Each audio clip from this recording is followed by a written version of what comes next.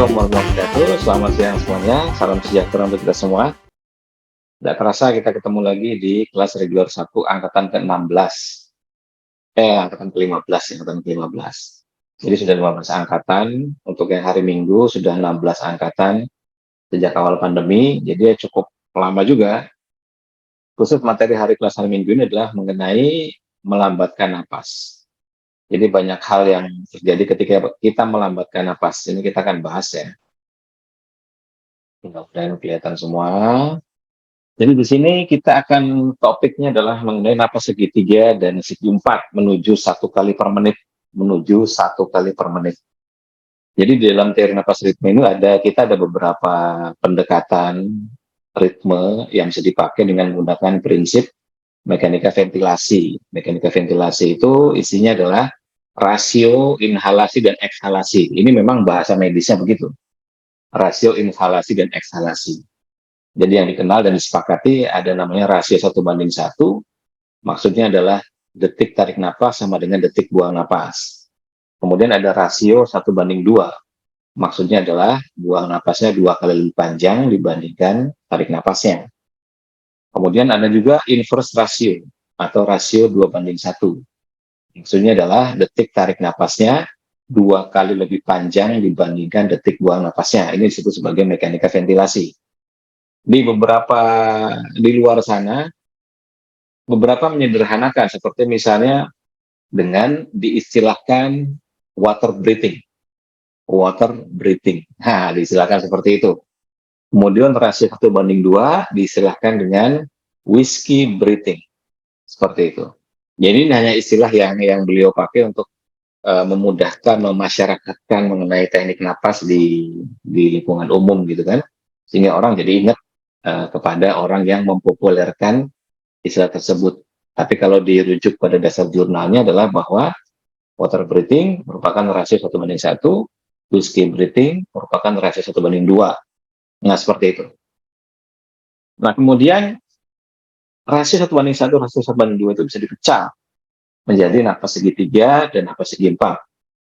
Nah, ini saya akan share screen saja biar enak kelihatan semua. Sebentar, saya share screen dulu. Makan ya. Oke. Jadi kalau ini untuk yang rasio 1:1, detik tarik napas sama dengan detik buang napas. Rasio 1:2, detik buang napas 2 kali lebih panjang dibandingkan detik tarik napas. Rasio 2:1, detik tarik napas 2 kali lebih panjang dibandingkan detik buang napas. Seperti itu.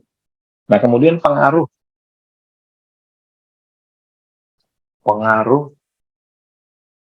inhalasi dan ekshalasi pada pernapasan.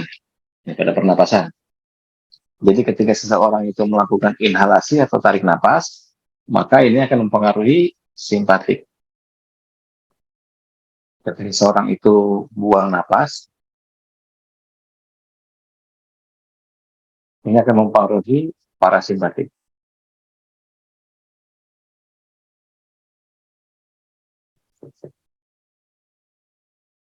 Nah, jadi ini penting sekali konsepnya. Jadi artinya kalau misalnya kita ingin menaikkan kekuatan dari parasimpatik, maka kemampuan ekshalasinya harus diperpanjang. Harus sering dilatih, buang napas yang lebih panjang dibandingkan tarik napasnya. Sederhananya begitu.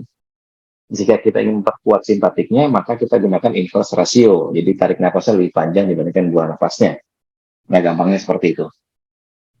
Nah, berikutnya dari rasio 1:1 tadi, kemudian bisa dipecah menjadi napas segitiga. Ini terdiri dari tarik,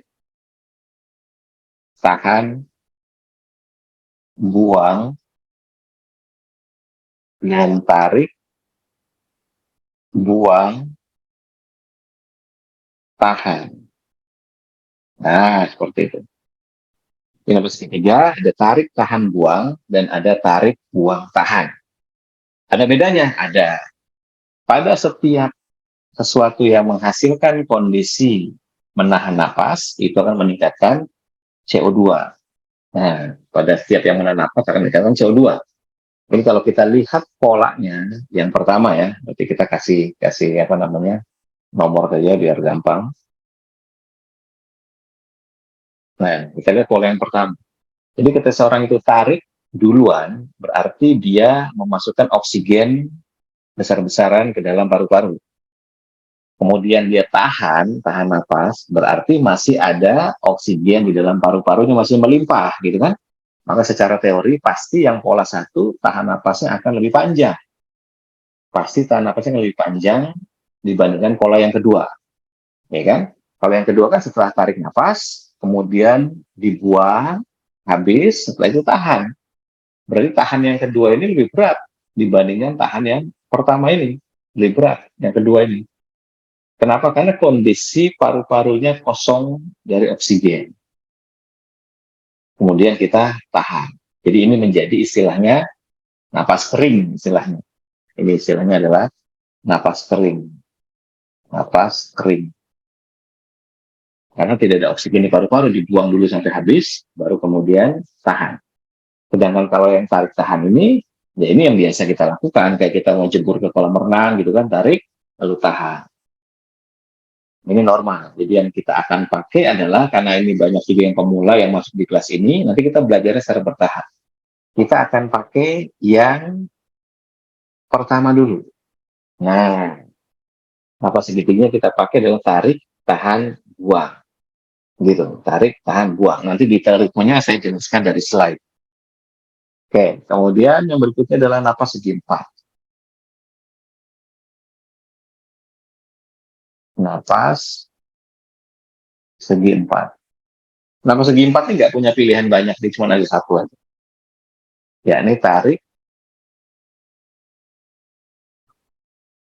tarik, tahan, buang, tahan.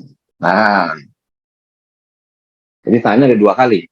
Tarik, tahan, buang, tahan. Nah, ini disebut sebagai napas segi empat. Nah, seperti itu.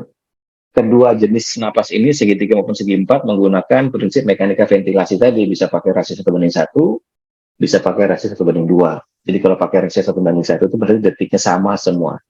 Kalau rasio 1:2 itu buang napas lebih panjang dibandingkan tarik napasnya. Seperti itu. Oke, jelas sampai sini ya. Oke. Kalau jelas, kita akan masuk lagi ke slide. Nah, target dari latihan di hari Sabtu ini adalah menuju 1 kali per menit. Menuju 1 kali napas maksudnya ya. Menuju 1 kali napas per menit targetnya. Jadi 1 kali napas per menit, nanti ada beberapa pilihan. Kenapa kita harus menuju 1 kali napas per menit? Karena ini, ketika seseorang itu selama non-stop melakukan latihan 31 menit terus-menerus bernapas lambat dengan laju 1 kali per menit, maka terjadi perbaikan pada stroke index-nya, heart rate-nya, cardiac index-nya, diastoliknya. Berarti ini apa namanya hipertensinya, maksudnya begitu kan? Peak flow-nya, berarti peak flow itu kemampuan hembus napasnya, ejection fraction-nya, jantung memompa darah, thoracic fluid index-nya, ini tulang belakang, ini toraks, cairan tulang belakangnya itu juga membaik. Lowering dead space. Dead space itu adalah area yang tidak berperan, apa namanya, udara yang tidak berperan dalam proses pertukaran gas. Jadi ketika seseorang itu perokok, kemudian ada masalah paru-paru seperti COVID, TBC, emfisema, dan seterusnya, itu dead space-nya naik. Dead space itu adalah udara yang tidak berperan dalam proses pertukaran gas. Jadi kalau normalnya disepakati sains dan medis, dead space itu adalah 150 ml. Jadi kita orang sehat punya dead space sebanyak 150 ml. Jadi dari 500 ml udara yang kita hirup, 150 ml-nya itu tidak berperan dalam proses pertukaran gas. Yang berperan hanya 350 ml.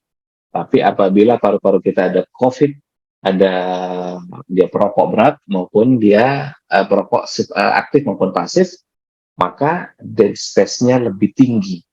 Katakanlah dead space-nya misalnya 300 ml. Maka bayangkan, dari 500 ml yang kita hirup, udaranya 300 ml-nya tidak kepakai. Yang kepakai hanya 200 ml. Maka SpO2 jelas akan turun, walaupun kita merasa baik-baik aja. Jadi bahaya dead space ini. kemudian improving alveolar ventilation. Jadi alveolar itu kan gampangnya adalah gelembung-gelembung udara gitu ya. Alveolus, gelembung-gelembung udara yang ada di dalam paru-paru. Jadi akan membaik pertukaran udara pada gelembung udara. Contractility jelas jantung ya. Ejection ratio juga sama, jantung, sistolik dan diastolik tadi berhubungan sama pembuluh darah, dan seterusnya banyak sekali. Banyak sekali. Nah, ini hanya dengan bernapas 1 kali per menit selama 31 menit. Gampang nggak sih? Iya, bisa dibilang gampang, bisa dibilang susah. Dan ini harus stabil. Ini harus stabil. Tidak bisa kalau tidak stabil. Maka kita buatkan teknis latihannya yang sifatnya progresif untuk menuju ke situ. Teknisnya bagaimana? Nah, seperti ini. Kita ajari untuk latihan progresif. Jadi yang pertama kita pakai pendekatan apa segitiga dulu. Minggu pertama sampai dengan minggu keempat, karena kita kan 8 minggu kan. Minggu pertama kita pakai ritme 55, 5 selama 10 menit. Jadi tarik 5, tahan 5, buang 5. Kita pakai napas segitiga yang jenis yang pertama. Tarik, tahan, buang, yang paling gampang. Bukan yang tarik, buang, tahan. Nanti setelah itu kita lakukan ritme 10-10-10 selama 10 menit. Jadi sesi pertama ini kita icip-icip.